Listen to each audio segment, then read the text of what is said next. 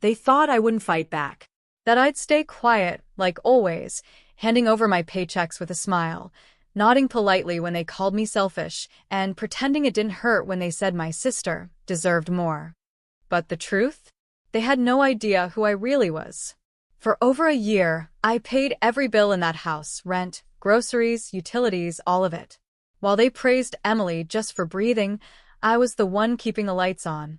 And when I finally said no just once, they threatened to kick me out. They had no clue that the moment I walked out that front door, I was taking everything with me. The money, the comfort, the silence. And what happened next?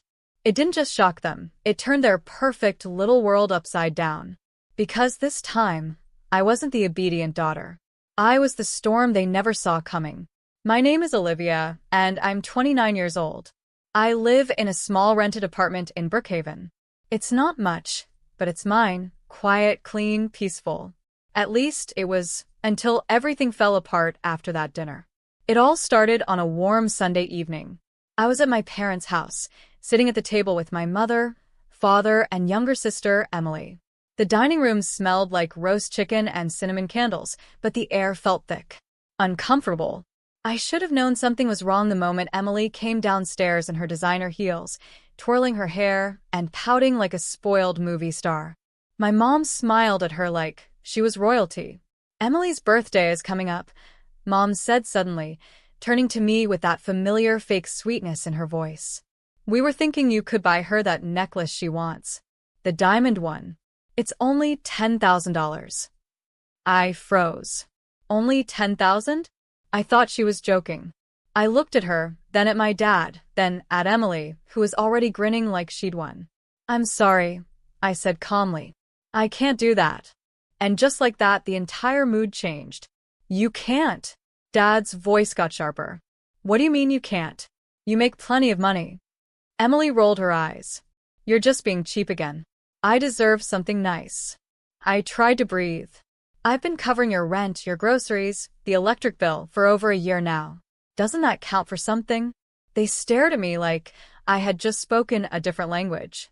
Then my father slammed his hand on the table. The plates rattled. "You think that gives you the right to say no? We're your family. If you can't help your own sister, maybe you shouldn't live under our roof." My heart stopped. They had no idea. No idea that without my payments, they wouldn't last a month. That night, I knew what I had to do. No more begging for respect. No more silent sacrifices. I was done being their hidden bank account. They had no clue what was coming next. I didn't sleep that night. I lay awake in my childhood bedroom, staring at the ceiling while memories of past sacrifices flooded my mind. The times I skipped vacations to cover the heating bill. The nights I worked overtime just to make sure Emily's credit card didn't bounce. The silent tears in the shower after being told I was just doing my duty. They never said thank you. Not once. At sunrise, I quietly got out of bed and started packing. Just the essentials, my laptop, clothes, and a few photos I actually liked.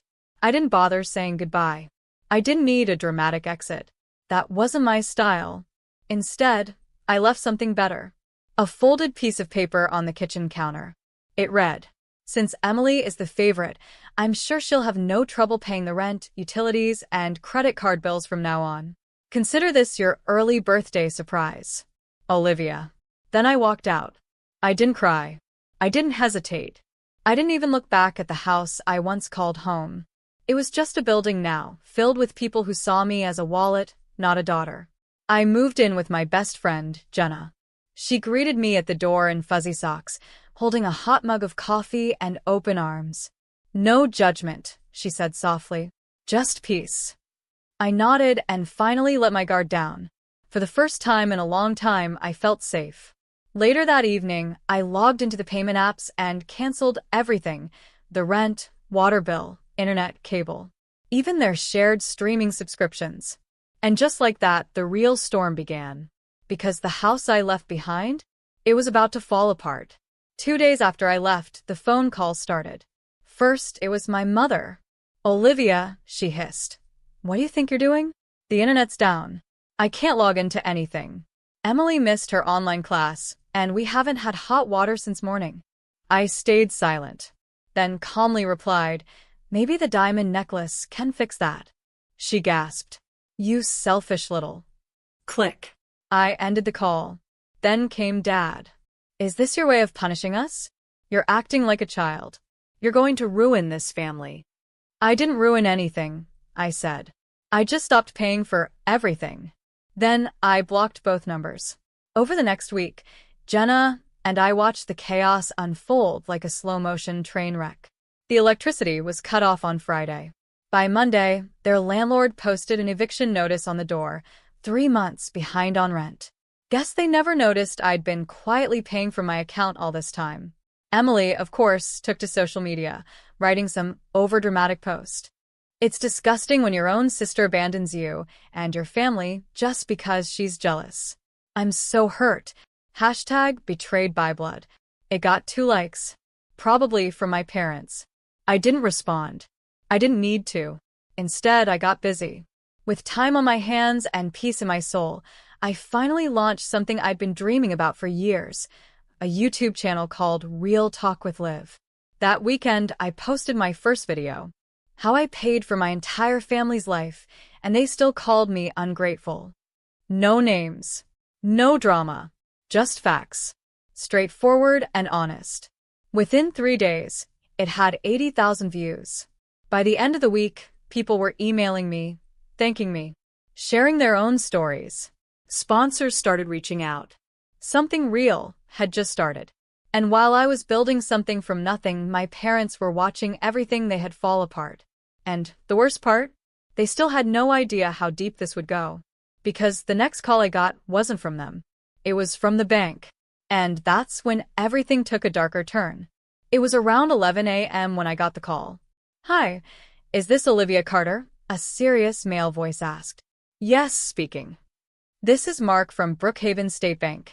I'm calling to confirm a recent personal loan application under your name. It's for $25,000 with your parents listed as co-signers. We just need your verbal confirmation to process it." I blinked. I never applied for a loan. Silence. The man cleared his throat. "You didn't?" "No. And if someone is using my name or social security number without permission, that's identity theft." He quickly apologized and explained they'd freeze the application and flag the account. "You'll need to file a report, ma'am. This could turn serious." I hung up and just sat there for a moment, stunned. They tried to steal my identity. My own parents. They'd been cut off for barely 2 weeks, and they were already so desperate they tried to borrow money using my name. I had to laugh, not because it was funny, but because it was just so pathetic. Jenna helped me file a police report and lock my credit. I emailed the bank documentation and requested a fraud alert. But deep inside, something had shifted. It wasn't just betrayal anymore. It was war. That night, I uploaded another video. The hidden cost of family, when they try to steal your identity. I still didn't name them. But I didn't have to. The story spoke for itself. By morning, I had over 200,000 views. My subscriber count doubled. People were messaging me nonstop. "Same thing happened to me. Thank you for speaking up." This gave me the courage to block my toxic parents. Some even shared news articles. Apparently, financial abuse by family was more common than people thought but rarely talked about. And just when I thought it couldn't get more twisted, I got a call from my company's HR department. They had received a complaint from my mother. I sat frozen at my desk, phone pressed to my ear, as my HR manager spoke in a careful, uncomfortable tone. "Olivia, we received a message from someone claiming to be your mother. She said you were emotionally unstable, possibly abusing substances, and suggested we place you on leave while you get professional help." I almost dropped the phone. My own mother had contacted my workplace, trying to ruin the one thing she hadn't been able to control, my career. She even offered to send evidence, the manager added. Which, of course, we didn't ask for. But we have to report all third-party claims per protocol. I took a breath and kept my voice calm. I can provide a full statement, and I'm happy to meet with HR. But I assure you, this is just retaliation. I recently cut ties with my family, and they're lashing out. There was a pause. Then she said something that almost made me cry. Honestly, Olivia, we already figured. We've seen your recent keynote speech, the one that went viral. I blinked. You saw that. Everyone saw it. The one about financial boundaries and generational guilt? Our VP shared it at the last team meeting. You were incredible. We're actually nominating you for a leadership program. I couldn't speak for a second. Not only had my mother failed to sabotage me, she had accidentally boosted my reputation. That night, I uploaded my next video. When your own family tries to destroy your career and fails. The comment section exploded. This is so real. Thank you for showing how healing doesn't mean silence. They tried to bury you, but didn't know you were a seed. My channel hit 500,000 subscribers that week. But then, just as I thought I'd finally reached peace, I got a knock on my door. When I opened it, I saw someone I hadn't seen in over a month. Emily. Her makeup was smudged. Tears in her eyes. Liv, she whispered. I need help. I stood in the doorway, stunned. Emily looked nothing like the spoiled, self-obsessed girl I remembered. Her designer clothes were wrinkled, her eyes swollen, and her voice, that fake, sugary tone she always used, was completely gone. I didn't know where else to go, she said, clutching her purse like it was the last thing she owned. Mom and Dad, they're losing everything. We got evicted. The landlord changed the locks. Dad's credit card stopped working. We don't even have Wi-Fi. I raised an eyebrow.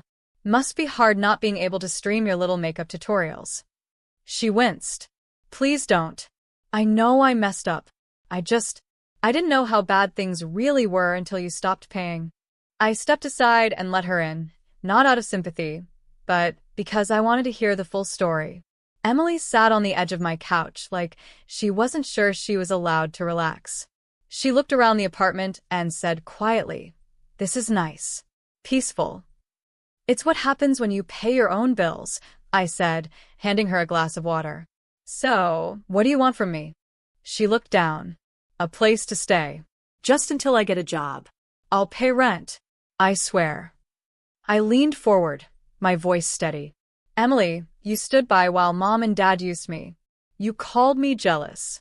You laughed when they told me to leave. You never once asked where the money was coming from. You just kept spending." "I know," she whispered, "but I was stupid. And scared.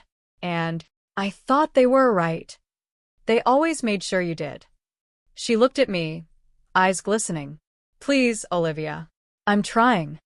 I stared at her for a long moment. Then I stood up, walked to the kitchen, and came back with a sticky note. I handed it to her. "This is the address of a cafe looking for full-time help. No glamour. Just real work." She read it. "You're not going to help me?" "I just did," I said. "You want a second chance? Earn it." She nodded slowly. Then she stood up and headed toward the door. Right before leaving, she looked back. "You're stronger than I ever knew." I didn't respond. I just closed the door behind her. And for the first time since this all began, I felt free. But the best part? That freedom was just getting started. 3 months later, I stood in the backyard of my new home, a cozy 2-bedroom place on the edge of Brookhaven. It wasn't a mansion, but it was mine. Paid for in full. No shared bills. No whispered guilt trips. No drama. Just peace. My YouTube channel had passed 1 million subscribers. The income from sponsorships and ads now exceeded what I used to earn at my full-time job. I still did consulting part-time, not because I had to, but because I wanted to. Tonight, I was hosting a small dinner to celebrate what I called my freedom anniversary. Jenna brought over flowers and cupcakes. A few close friends filled the backyard, laughing, talking, toasting to new beginnings. As the sun set behind the fence, I stood up and raised a glass. I want to thank everyone who stood by me when things got ugly. For the longest time, I thought loyalty meant sacrificing myself, even if it meant being used. I thought saying no made me a bad daughter. But sometimes, I paused. Walking away is the kindest thing you can do for yourself and for the people who never deserved your silence. Applause echoed around the yard. Jenna gave me a hug. Someone shouted, "To freedom," and we all raised our glasses again. Later that night, I sat alone on the back porch, barefoot, wine in hand, listening to the crickets. I opened my phone and checked my messages. There was a new one. From Emily. I got the job. It's hard work, but it feels good. Just wanted you to know. I smiled, not because I forgave everything, but because maybe, just maybe, the cycle was finally breaking. I typed one word back. Good. Then I turned off my phone, leaned back, and looked up at the stars. I wasn't the villain they made me out to be. I wasn't the bank, or the backup, or the easy target. I was Olivia Carter. And I had finally taken my life back. It's been a year since I walked out of that house. Sometimes I still think about how it all started. One dinner, one demand, one refusal. It felt like my entire world was ending. But really, it was just beginning. My parents haven't spoken to me since. I heard from a mutual friend that they moved in with a relative after their eviction. They still blame me. That used to hurt. Now, it doesn't. Because I finally understand something that took me 29 years to learn. Family isn't who shares your blood. It's who respects your boundaries.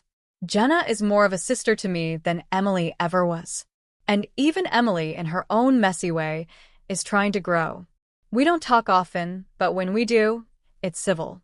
Real. Quiet. And that's enough. My home is filled with calm now. No slamming doors. No accusations. Just music. Books. Late-night journaling. And the soft hum of the heater I pay for with my own card.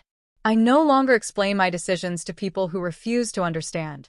I no longer shrink myself to fit into spaces that only wanted me small. I am not cold. I'm just free. And I've learned that peace has a price. But I'd pay it again and again. And that is how I took back my life. They thought I'd always stay quiet, always stay loyal. But sometimes the strongest thing you can do is walk away.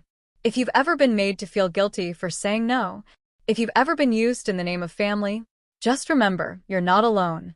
Your peace is worth more than their approval. And you don't need to buy love to deserve it. Thanks for watching. If this story spoke to you, don't forget to like, subscribe, and share it with someone who needs to hear this. Until next time, protect your peace and never be afraid to choose yourself.